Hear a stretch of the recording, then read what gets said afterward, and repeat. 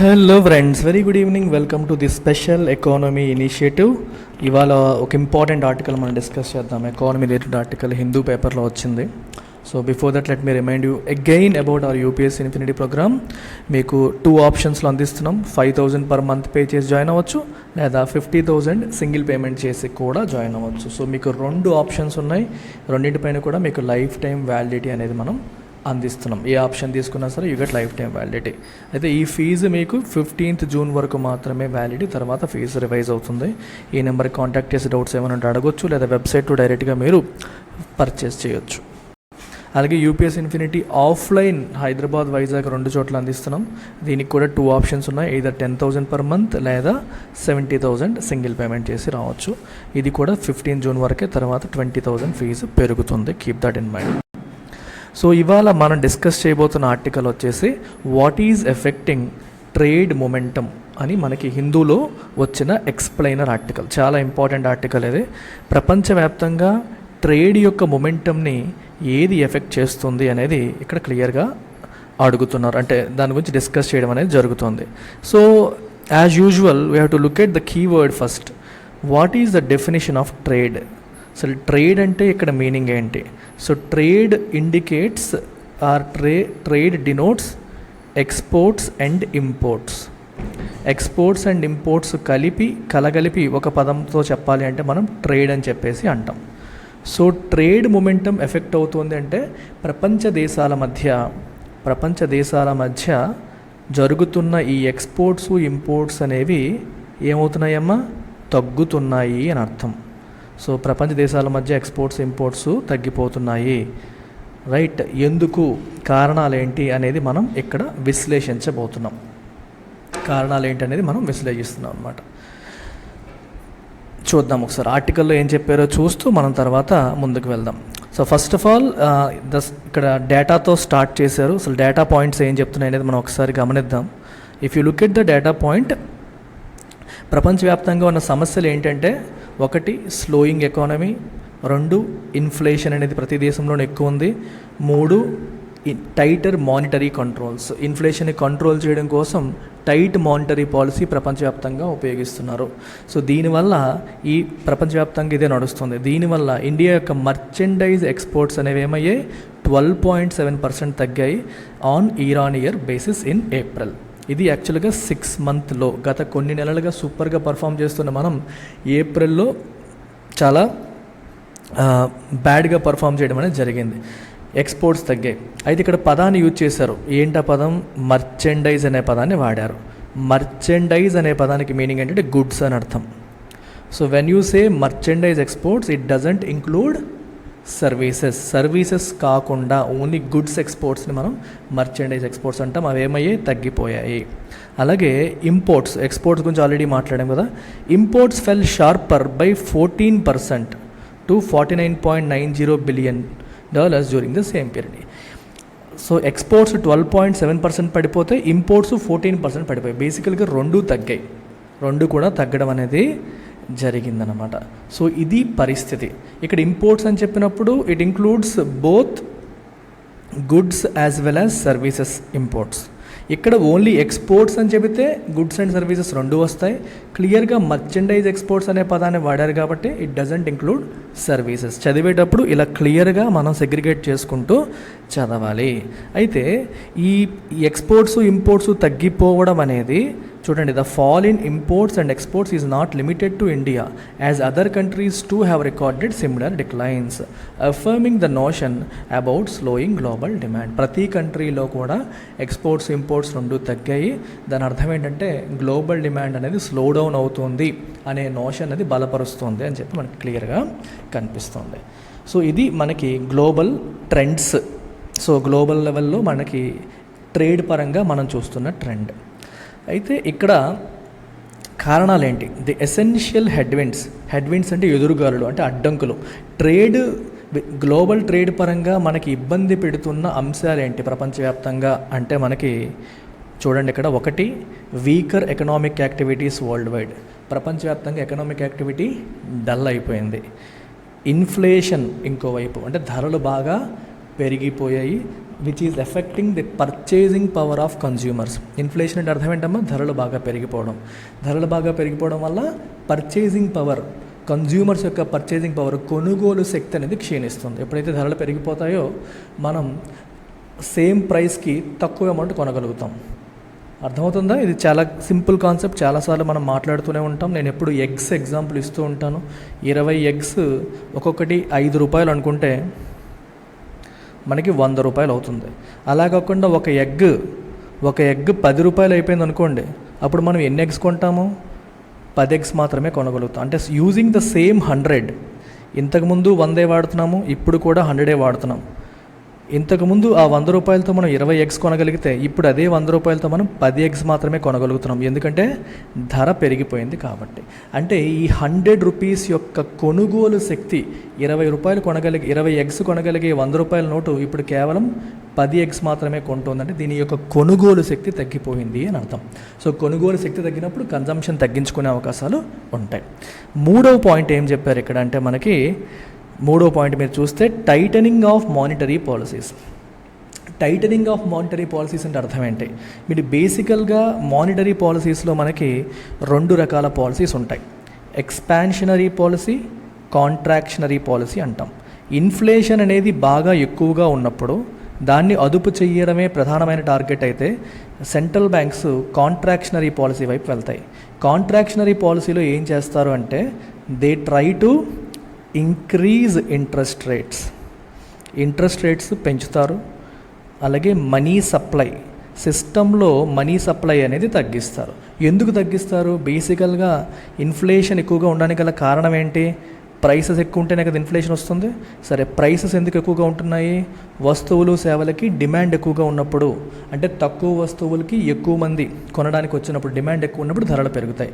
So demand అనేది తగ్గాలి. So బేసికల్గా డిమాండ్ అనేది తగ్గాలి. డిమాండ్ ఎందుకు ఎక్కువ ఉంటుంది? When people have lot of money with them.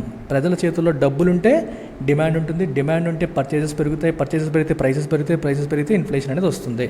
So RBI లేదా సెంట్రల్ బ్యాంక్స్ ఉద్దేశం ఏంటంటే ఈ మనీ సప్లై అనే దాన్ని మనం తగ్గించగలిగితే, ప్రజల చేతుల్లో ఉన్న మనీని మనం తగ్గించగలిగితే, సిస్టంలో సర్క్యులేట్ అవుతున్న మనీని తగ్గించగలిగితే డిమాండ్ని మనం అదుపు చేయొచ్చు. డిమాండ్ తగ్గితే ఆటోమేటిక్గా ప్రైసెస్ తగ్గుతాయి, ఇన్ఫ్లేషన్ తగ్గుతుంది అనేది థియరిటికల్ నోషన్. అందుకని మనీ సప్లైని తగ్గించడం కోసం బ్యాంక్స్ ఏం చేస్తాయి, సెంట్రల్ బ్యాంక్ ఏం చేస్తుందంటే ఇంట్రెస్ట్ రేట్స్ని పెంచుతుంది. అలాగే తద్వారా మనీ సప్లైని తగ్గించే ప్రయత్నం చేస్తుంది. మనీ సప్లై తగ్గించడానికి ఉన్న మార్గాలు ఏంటి? బ్యాంక్కి క్యాష్ రిజర్వ్ రేషియో పెంచడం, ఎస్ఎల్ఆర్ పెంచడం, ఇట్లాంటివి. ఎస్ఎల్ఆర్, సిఆర్ఆర్ పెంచినప్పుడు బ్యాంకులు తమ వద్ద ఉన్న డిపాజిట్స్లో కొంత భాగం సెంట్రల్ బ్యాంక్ దగ్గర ఉంచాలి. ఆ ఉంచాల్సిన అమౌంట్ పెరుగుతుంది. సెంట్రల్ బ్యాంక్ దగ్గర బ్యాంకులు ఉంచాల్సిన అమౌంట్ పెరిగినప్పుడు వాళ్ళ చేతిలో ఉన్న అమౌంట్ తగ్గిపోతుంది. సో సిస్టంలో సర్క్యులేట్ అయ్యే మనీ తగ్గుతుంది. లేదా వడ్డీ రేట్లు పెంచినప్పుడు లోన్స్ అనేవి ఎక్స్పెన్సివ్ అవుతాయి. సో లోన్ తీసుకోవాలనుకునేవాడు తీసుకోవడం మానేస్తాడు. అలాగే డిపాజిట్స్ అట్రాక్టివ్ అవుతాయి. ప్రజల చేతుల్లో డబ్బులు పెట్టుకోకుండా బ్యాంకుల్లో డిపాజిట్ చేస్తారు. ఈ రెండింటి వల్ల కూడా ప్రజల చేతుల్లో ఉన్న మనీ అనేది తగ్గి, మనీ సప్లై తగ్గి ఈ సైకిల్ అనేది ఎన్సీ అవుతుందన్నమాట. అందుకోసమని ప్రపంచవ్యాప్తంగా కంట్రీస్ అన్నీ ఏం చేస్తున్నాయి? Titling of monetary policies. దీన్నే మనం మానిటరీ టైటనింగ్ అంటాము, అంటే మనీ సప్లై తగ్గించడం, లేదా కాంట్రాక్షనరీ పాలసీ అని చెప్పేసి అంటాం. అయితే టైటనింగ్ ఆఫ్ మానిటరీ పాలసీ వల్ల ఎకానమీకి ఎందుకు దెబ్బ పడుతుంది, ట్రేడ్ మూమెంటం ఏ రకంగా దెబ్బ పడుతుందని మీరు అడగొచ్చు. మానిటరీ పాలసీ టైటనింగ్ వల్ల ఏమవుతుంది? ఇంట్రెస్ట్ రేట్స్ పెరుగుతున్నాయి. ఈ రైజింగ్ ఇంట్రెస్ట్ రేట్స్ అనేవి ఇక్కడ చూడండి మీరు, ఈ రైజింగ్ ఇంట్రెస్ట్ రేట్స్ అనేవి they are negative for industry. అంతే కదా, ఇండస్ట్రియల్ గ్రోత్కి అవి నెగిటివ్. ఇప్పుడు ఎక్స్పాండ్ చేద్దాము, కొత్త బిజినెస్ పెడదామని ఎవరన్నా అనుకుంటారు, కానీ వడ్డీ రేట్లు ఎక్కువ ఉండడం వల్ల వాళ్ళ ఆలోచన ఆపేసుకోవచ్చు. అరే ఎంతెంత మనకి పెట్టుబడి ఎంతెంత వడ్డీ అయితే దానికి మించి ప్రాఫిట్ రావాలి, అంత రాకపోతే మన పరిస్థితి ఏంటి అని చెప్పేసి వాళ్ళు ఆగిపోవచ్చు, కొనుగోలు ఆగిపోవచ్చు, ఎక్స్పాన్షన్ ప్లాన్స్, బిజినెస్ బిల్డ్ చేసే ప్లాన్స్ని తగ్గించుకోవచ్చు. సో ఈ రిస్క్ అనేది ఉంటుంది. కాబట్టి ఇంట్రెస్ట్ రేట్స్ పెరిగినప్పుడు ఎకనామిక్ గ్రోత్ అనేది ఎఫెక్ట్ అవుతుంది. ఎకనామిక్ గ్రోత్ ఏమవుతుందమ్మా? ఎఫెక్ట్ అవుతుంది, దెబ్బతినే అవకాశం అనేది ఉంది. సో అందుకని అది కూడా రాశారు. అండ్ నెక్స్ట్ ఇంపార్టెంట్ పాయింట్ ఏంటి మనకి? Disrupted supply chains because of Russia Ukraine conflict. Russia Ukraine conflict వల్ల సప్లై చైన్స్ డిస్రప్ట్ అయ్యాయి. సప్లై చైన్ అంటే అర్థం ఏంటి? మనం ఎవరి నుంచి ఏం తెప్పించుకుంటున్నాము, సో మనకి రా మెటీరియల్ తెప్పించుకునే ప్లేస్ కావచ్చు, లేకపోతే అక్కడ నుంచి మనం వేరే ఎక్స్పోర్ట్స్ ఇంపోర్ట్స్ అంటే ప్రొడ్యూస్ చేసిన వస్తువులు వేరే వాళ్ళకి పంపించే విషయం కావచ్చు, ఈ ఆస్పెక్ట్స్ అంటే మనం అమ్మడానికి చేసే ప్రయత్నం కావచ్చు, ఈ these connections, this entire connection is called supply chain. For example, there is a company in India which sources its raw material from Russia and produces goods in India and then exports them to US అనుకోండి. So అటు Russia, India, US ఈ మూడు కూడా తన supply చైన్లో భాగం అవుతాయి అన్నమాట. ఇప్పుడు ఇక్కడ ఏం రాశారు, disrupted supply chains because of Russia Ukraine conflict అన్నారు. రష్యా యుక్రెయిన్ కాన్ఫ్లిక్ట్ వల్ల సప్లై చైన్ ఏమవుతుంది, డిస్రప్ట్ అవుతుంది. అంటే రష్యా నుంచి, అలాగే యుక్రెయిన్ నుంచి మనకు రావాల్సిన ఫెర్టిలైజర్స్, యుక్రెయిన్ నుంచి మనకు రావాల్సిన లేకపోతే సన్ఫ్లవర్ ఆయిల్, ఇట్లాంటివి ఎడిబుల్ ఆయిల్స్, ఇట్లాంటివన్నీ కూడా ఇప్పుడు రాకుండా అయిపోయే పరిస్థితి వచ్చేసింది. అలాగే రష్యా నుంచి రావాల్సిన ఆయిల్ లేదా అదర్ థింగ్స్ కూడా ఎఫెక్ట్ అయ్యే పరిస్థితి మనకు కనిపిస్తుంది. దీనివల్ల కూడా మనకి అక్కడ నుంచి రావాల్సిన రాకపోవడం వల్ల ఎకనామిక్ గ్రోత్ దెబ్బతినే పరిస్థితి మనకు కనిపిస్తుంది. నెక్స్ట్ ఇంకో సమస్య కూడా ఉంది, ఏంటది, అండ్ ఫైనాన్షియల్ ఇన్స్టెబిలిటీ. ప్రపంచవ్యాప్తంగా ఫైనాన్షియల్ ఇన్స్టెబిలిటీ కూడా ఉంది. మీరు చూసుంటే గత కొన్ని నెలలు మీరు ఫాలో అవుతూ ఉంటే న్యూస్ని, యూఎస్లో సిలికాన్ వ్యాలీ బ్యాంక్ అని ఒక బ్యాంకు కొలాప్స్ అయిపోయింది. సో ఎందుకు కొలాప్స్ అయిపోయింది అనేది మనం సెపరేట్ రీజన్స్ ఉన్నాయి, నేను ఆల్రెడీ దాని గురించి వీడియో చేశాను, మీరు ఒకసారి చూడొచ్చు. ఇలా అమెరికాలోను ప్రపంచ దేశాల్లో కొన్ని ఇంపార్టెంట్ బ్యాంక్స్ ఫెయిల్ అయ్యాయి, మీరు చూడొచ్చు. Because of the failure of collapse of several financial institutions in advanced economies. Advanced ఎకానమీస్లో చాలా ఫినాన్షియల్ ఇన్స్టిట్యూషన్స్ ఫెయిల్ అవ్వడం వల్ల గ్లోబల్ ఇన్స్టెబిలిటీ, ఫినాన్షియల్ ఇన్స్టెబిలిటీ వచ్చి మనం దానివల్ల కూడా ఎకనామిక్, ఎందుకంటే బ్యాంకింగ్ సిస్టమ్ అనేది స్ట్రాంగ్గా లేకపోతే, క్రెడిట్ సిస్టమ్ అనేది స్ట్రాంగ్గా లేకపోతే ఎకానమీ దెబ్బతింటుంది. అంటే ఎవరు గ్రో అవ్వాలన్నా, ఎవరు ఎక్స్పాండ్ అవ్వాలన్నా అది డిపెండ్ ఆన్ క్రెడిట్ సిస్టమ్, అంటే బ్యాంకింగ్ సిస్టమ్ మీద ఆధారపడతారు. బ్యాంకింగ్ సిస్టమ్ వీక్ అయితే డైరెక్ట్గా ఎకానమీని ఎఫెక్ట్ చేస్తుంది. సో ఇవన్నీ ప్రధానంగా గ్లోబల్ ట్రేడ్ని ఎఫెక్ట్ చేస్తున్న అంశాలు. సో ఈ పాయింట్స్ మీరు నోట్ చేసుకోవాలి, ఏ ఏ అంశాలు ఎఫెక్ట్ చేస్తున్నాయి, వాటి మధ్య లింక్స్ అనేవి మీకు ఎక్స్ప్లెయిన్ చేశాను. దేనివల్ల ఏమవుతుంది అనేది మనం క్లియర్గా ఇక్కడ మాట్లాడుకోవడం అనేది జరిగింది. రైట్. సో ఇవన్నీ కూడా మనం చూడొచ్చు. సేమ్ పాయింట్స్ ఇక్కడ అలాగా మెన్షన్ చేస్తూ వచ్చారు. సో నేను కొంచెం ఫాస్ట్గా రిమైనింగ్ పారాగ్రాఫ్స్ కూడా కవర్ చేస్తున్నాను. ఈస్టర్న్ యూరోప్లో మనకి జరుగుతున్న కాన్ఫ్లిక్ట్ వల్ల ఈ energy prices, food prices, commodity prices పెరిగిపోతున్నాయి. అంటే అక్కడ నుంచి సప్లై తగ్గిపోయింది, సప్లై తగ్గినప్పుడు ధరలు పెరుగుతాయి. ఎక్కువగా అక్కడ నుంచి వచ్చే food, commodity and energy prices బాగా పెరిగిపోవడం అనేది జరిగింది. సో ఇది పరిస్థితి. Food prices, energy prices historical heights కంటే కొంచెం తగ్గినప్పటికీ బై హిస్టారికల్ స్టాండర్డ్స్ వాటి ప్రైస్లు ఇంకా ఎక్కువే. సో మన రియల్ ఇన్కమ్స్ని అవి దెబ్బతీస్తున్నాయి, ఇంపోర్ట్ డిమాండ్ కూడా దెబ్బతీస్తున్నాయని చెప్పేసి మనకి వరల్డ్ ట్రేడ్ ఆర్గనైజేషన్ కూడా రీసెంట్గా చెప్పడం అనేది జరిగింది. రియల్ ఇన్కమ్ అంటే అర్థం ఏంటి, యువర్ ఇన్కమ్ మైనస్ ఇన్ఫ్లేషన్. ఇన్కమ్లోంచి ఇన్ఫ్లేషన్ తీసేస్తే వచ్చేదని రియల్ ఇన్కమ్ అని చెప్పేసి అంటాం అనమాట. అంటే మనకి ఇన్ఫ్లేషన్ వల్ల కొంత కోల్పోతాం, పర్చేసింగ్ పవర్ కొంత కోల్పోతూ ఉంటాం, దాన్ని రిమూవ్ చేయగా వచ్చేది రియల్ ఇన్కమ్ అని మనం అనొచ్చు అనమాట. సో ఇది మనం ఇక్కడ చూడొచ్చు. అలాగే ఫినాన్షియల్ ఇన్స్టిట్యూషన్స్, ప్రపంచవ్యాప్తంగా చాలా ఫినాన్షియల్ ఇన్స్టిట్యూషన్స్ లైక్ చూడండి, ఇక్కడ క్రిప్టో ఎక్స్చేంజ్ FTX కొలాప్స్ అయింది. అలాగే అమెరికాలో 3 banks, Silicon Valley bank, Signature bank, First Republic bank, ఇవన్నీ కొలాప్స్ అయ్యాయి. అలాగే స్విట్జర్లాండ్కి చెందిన ఒక ఇంపార్టెంట్ బ్యాంక్ క్రెడిట్ స్విస్ పైన కాన్ఫిడెన్స్ అనేది తగ్గే పరిస్థితి వచ్చింది. సో అందుకనే వీళ్ళు ఏమంటున్నారంటే the spectre of financial contagion in an already slowing economy అనే పదం వాడారు. ఎవరు, United Nations conference on trade and development వాళ్ళు రీసెంట్గా వాళ్ళ అప్డేట్లో చెప్పడం జరిగింది. స్పెక్టర్ అంటే the possibility of something negative, the image of something negative, ఏదో జరగబోతున్న చెడు అనే ఉద్దేశం అనమాట స్పెక్టర్ అంటే. ఫినాన్షియల్ కంటేజన్ అంటే ఒక దగ్గర ఉన్న సమస్య ప్రపంచవ్యాప్తంగా వ్యాప్తి చెందే అవకాశం, కంటేజన్ అంటే వ్యాప్తి చెందడం అనమాట. సో అది జరిగే అవకాశం అని in and already slowing economy already slow అవుతుంది. ప్లస్ ఈ అంటే ఒక దేశంలో ఉన్న బ్యాంక్స్ కొలాప్స్ అవడం వల్ల దాంతో ఇంటర్లింక్ అయ్యి వేరే చోట కూడా మనకి ఇది వ్యాప్తి చెందే అవకాశం అనమాట. ఆ రకంగా తీసుకోవచ్చు దాన్ని. అయితే ఇండియా పొజిషన్ ఎలా ఉంది అంటే మనకి ప్రస్తుతానికి ఇండియాకి యూరోపియన్ యూనియన్తో మనకి 3rd largest trading partner after US and China.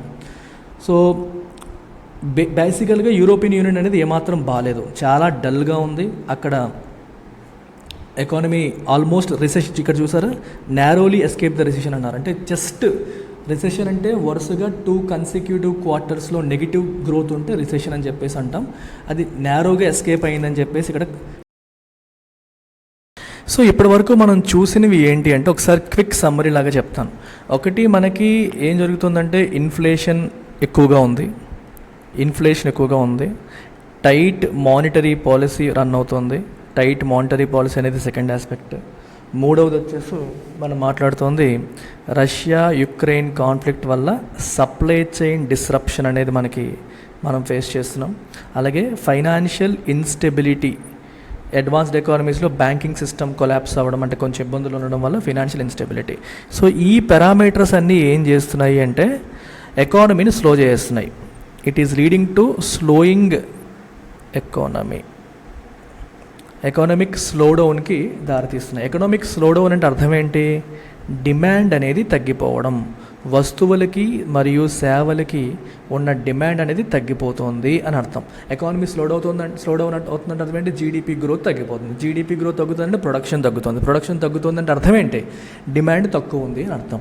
వస్తువులు మరియు సేవలకి డిమాండ్ అనేది తగ్గుతుంది. మరి వస్తువులు మరియు సేవలకి డిమాండ్ అనేది తగ్గినప్పుడు when the demand goes down, demand for domestic goods తగ్గుతుంది, డిమాండ్ ఫర్ ఫారెన్ గుడ్స్ కూడా తగ్గుతుంది. అంతే కదా? డిమాండ్ తగ్గినప్పుడు మరి ఫారెన్ గుడ్స్ కూడా డిమాండ్ తగ్గుతుందంటే అర్థం ఏంటి?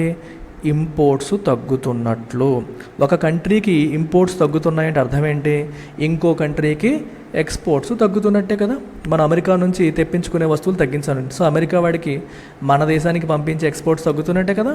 అది సో అల్టిమేట్గా మనం చూడాల్సింది ఏంటి అంటే డిమాండ్, ఓవరాల్ డిమాండ్ అనేది తగ్గినప్పుడు అది డొమెస్టిక్ గుడ్స్కి తగ్గుతుంది, ఇంపోర్టెడ్ గుడ్స్కి కూడా తగ్గుతుంది. అలాగే మనం విదేశాలకు ఎక్స్పోర్ట్ చేయాలనుకుంటాం, మరి విదేశాల్లో కూడా డిమాండ్ తగ్గుతుంది. సో కాబట్టి మన నుంచి కొనే వస్తువులకు కూడా డిమాండ్ అనేది తగ్గుతుందనే ఆస్పెక్ట్ మనకు కనిపిస్తుంది. అంటే ఎకానమీ స్లోడౌన్ అవుతున్నప్పుడు అది ఇంటర్నేషనల్ ట్రేడ్ని ఎఫెక్ట్ చేస్తుంది, ఎక్స్పోర్ట్స్ని ఇంపోర్ట్స్ని కూడా ఎఫెక్ట్ చేస్తుంది అనేది ఇక్కడ క్లియర్గా చెప్తున్నారు. అదే పాయింట్ ఇక్కడ మళ్ళీ రాశారు చూడండి.